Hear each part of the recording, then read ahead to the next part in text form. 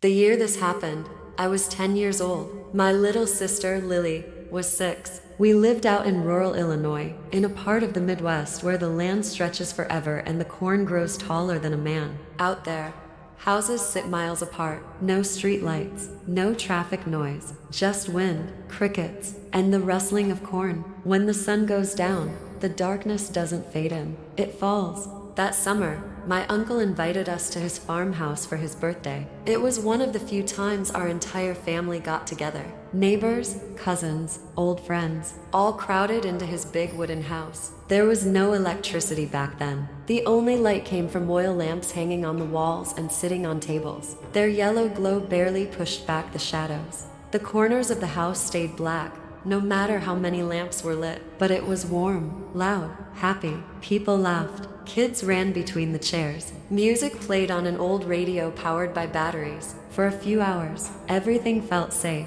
Then my dad disappeared. At first, no one noticed. We just assumed he was outside smoking or talking to someone.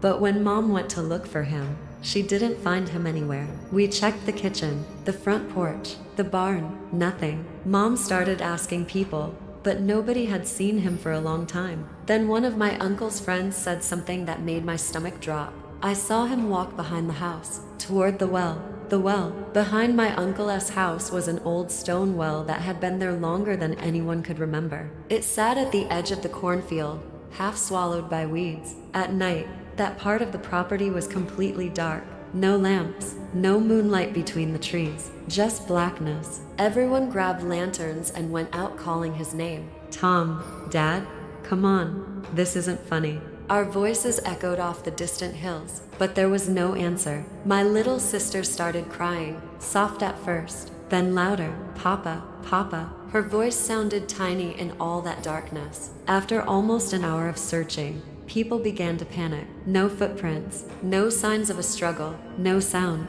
Eventually, my uncle made the call. Maybe he already walked home. Our house was about a mile away, so we left. We were halfway down the dirt road when we heard someone shouting behind us. Hey!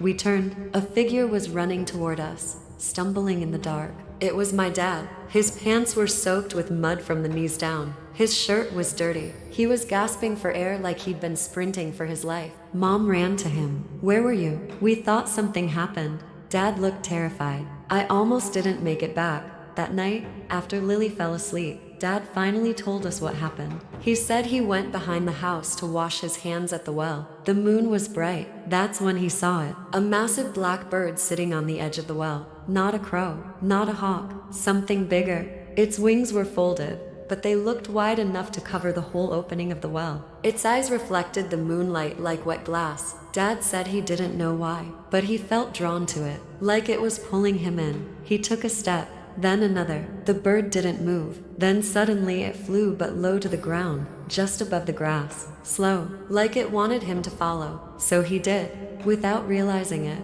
he walked away from the house, deeper into the cornfield. The stalks closed around him. The night grew quiet. Then he heard something that made his blood turn cold. A small voice. Papa.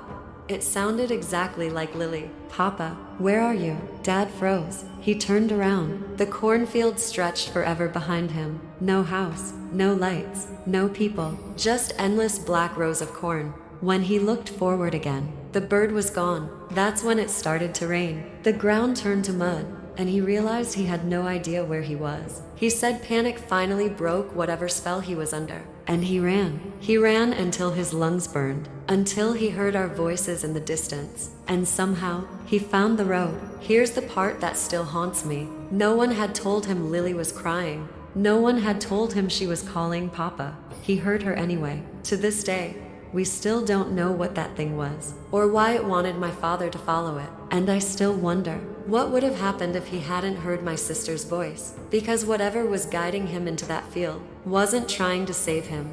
Don't forget to subscribe and ring that notification bell. We upload fresh, original horror stories daily, and you won't want to miss what's coming next.